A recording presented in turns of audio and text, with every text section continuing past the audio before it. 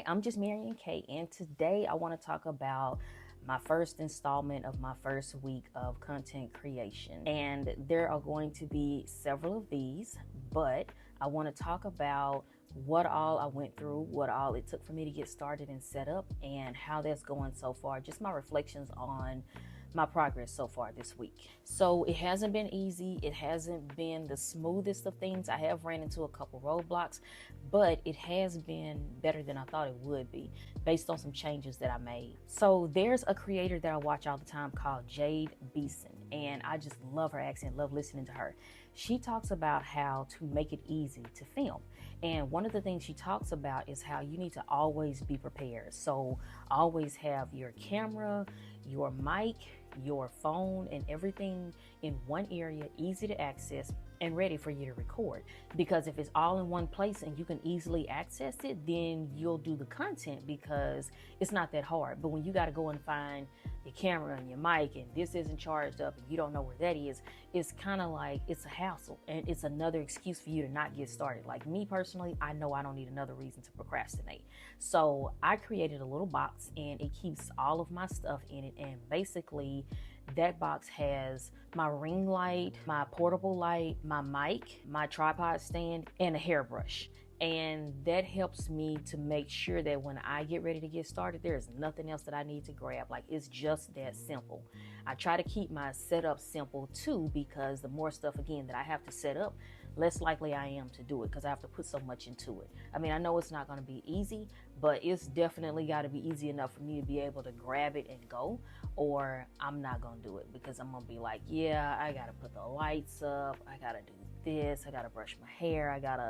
There's so much to it. So I figured to make it easier on myself, I'm going to follow her advice, put a little box in the corner. When I get ready to record, it's just a matter of setting it up and go. And I can show you what I'm talking about for like my little box, what I like to call my filming box. I have my laptop set up in front of me so that I can get a preview of what my video is looking like, since I don't have a viewfinder, and I'm just using Photo Booth for that. I have my little light here tapped on top of set up on top of my iPad. There's my iPhone. There's my softbox. As you can see, I had another softbox here, but I couldn't really find a place for it, so I chose not to use it. But normally here, my window is open. I have the natural light. It's nighttime. We've been storming all day long, so I don't have any kind of, natural light to use. And then, of course, there's my chair set up. So when I'm sitting here, it's just a matter of me sitting down, putting my feet up on my ottoman, getting relaxed, recording my video. So I will say I didn't really have a plan in place for my content and how I was going to do it. Initially, there was this idea I picked up from another YouTuber where he does like 15 minutes per day towards any part of the process, whether it be brainstorming, whether it be, the content creation process, whether it just be writing down ideas. And he said that by the end of the week, he'd accomplished at least like an hour and 45 minutes worth of time towards whatever it was he was working at. So he's like, as a busy parent, being at that age, there's a lot that you have going on. He's like, you can't always record and always be ready and always have a lot of time to devote to doing stuff. So he was like, I do 15 minutes per day. And at least I know at the end of the week, I did an hour and 45 minutes towards my channel. So since I recently lost my job, I have more time that's available to me now. So I decided that I do and I don't want to have a time frame that I devote to it. I just kind of set a goal of 3 and 3. That's my goal. So in other words, I'll do 3 videos per day, get them recorded and out the way. And then of course, I'll turn around and I'll brainstorm for the next 3 videos in the same day. So each of my videos maybe runs 20 minutes or so, something like that. So that's about an hour towards actually filming my videos. And then of course, another maybe hour researching what I want to make my next video about. So could be about 2 hours. Now, of course, this does not include the time that's spent editing videos, putting on makeup to get set up for the videos, setting up my little area and getting the house calmed down. But I figured that if I can at least create the 3 videos and then of course plan the next 3 for the following day, I'll always have a plan going forward of something rolling, at least so I can get a couple videos posted.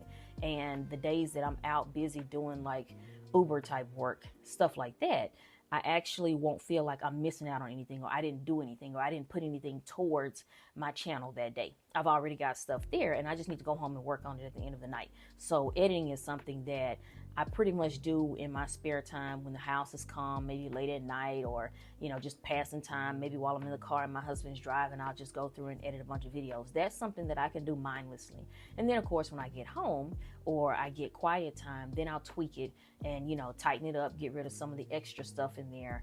And then I'll work to get it posted by the end of the night. So I'll get it scheduled to go out. I have to say the challenges that I've faced have been minimal. And the reason being is because I had to take a step back and rethink how I was going to do this thing. So initially I had the idea that I was just going to make videos about trichology and cosmetology and stuff like that. And then I thought, you know what? It's cool. I know I have the experience. I know I have the knowledge.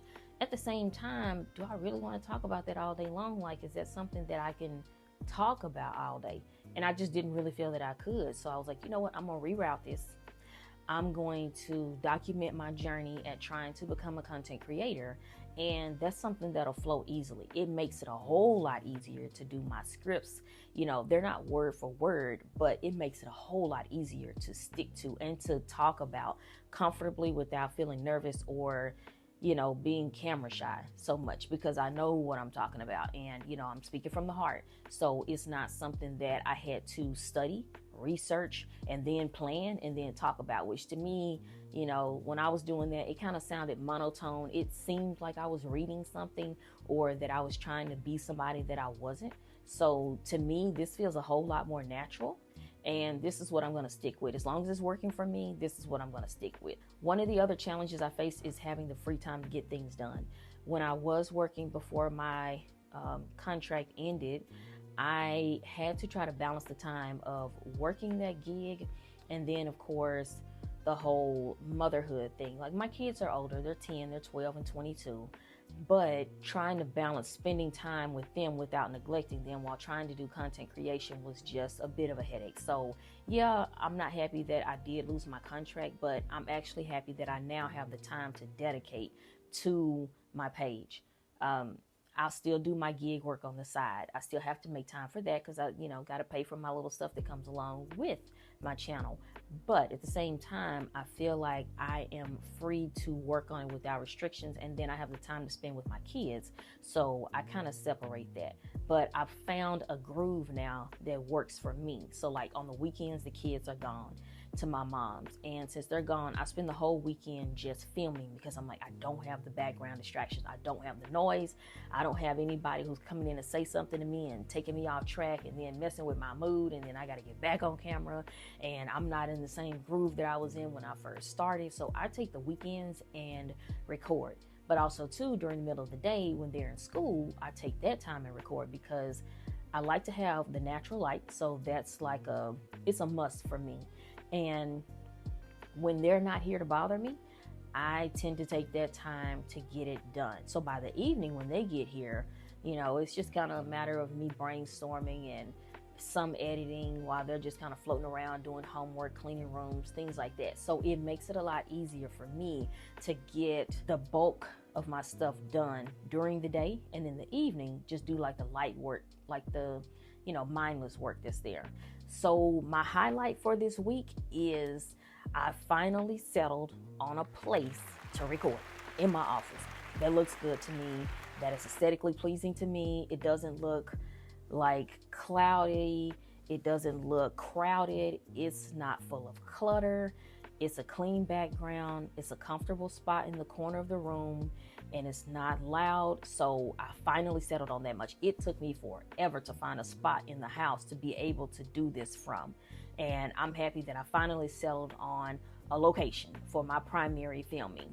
Another accomplishment is I was actually able to get on camera and record comfortably without sounding scripted or robotic or nervous or being camera shy. I can definitely tell it's going to get easier each week to be able to record and film facing the back of this phone. But that is a big accomplishment of mine that I am so happy about. In just a week's time, it's changed for me a lot. And that's because I settled on a particular topic or two or three that I felt like I could talk about all day long and I'd be good. And another big highlight for the day or for the week is that I actually did something I hit record. I recorded a video. I've been frozen for the past God knows how long. It's been analysis paralysis for real. Like, I've been, watching so many videos, getting prepared, getting so much stuff together, when honestly all I needed to do was put this stuff together and just start to record.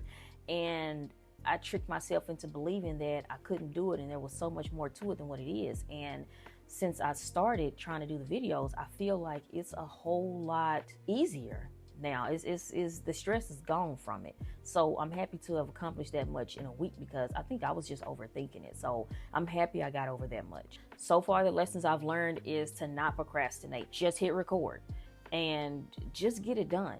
Another thing I've learned, stop watching everybody's videos.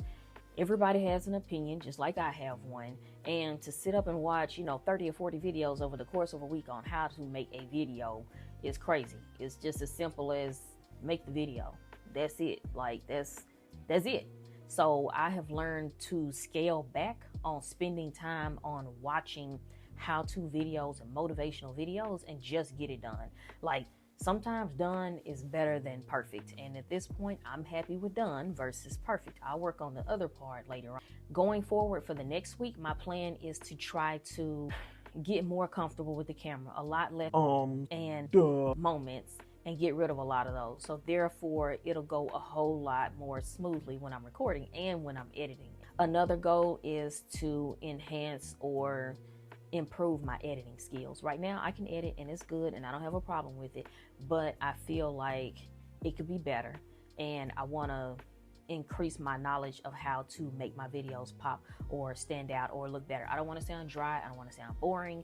I don't want to be monotone. I don't want to be saying the same things over and over. So my goal for next week is definitely to improve my on-camera presence and improve my editing skill.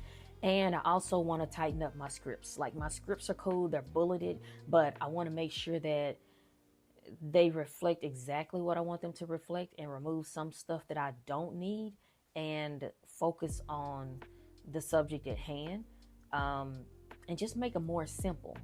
I know I'm not the only one going through this, trying to create content, trying to become a YouTuber.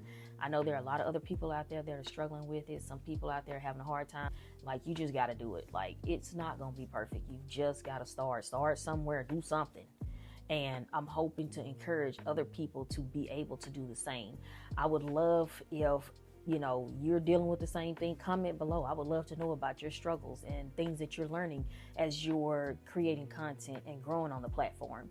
If you have, any kind of feedback, leave it in the comment section. I would love to read it.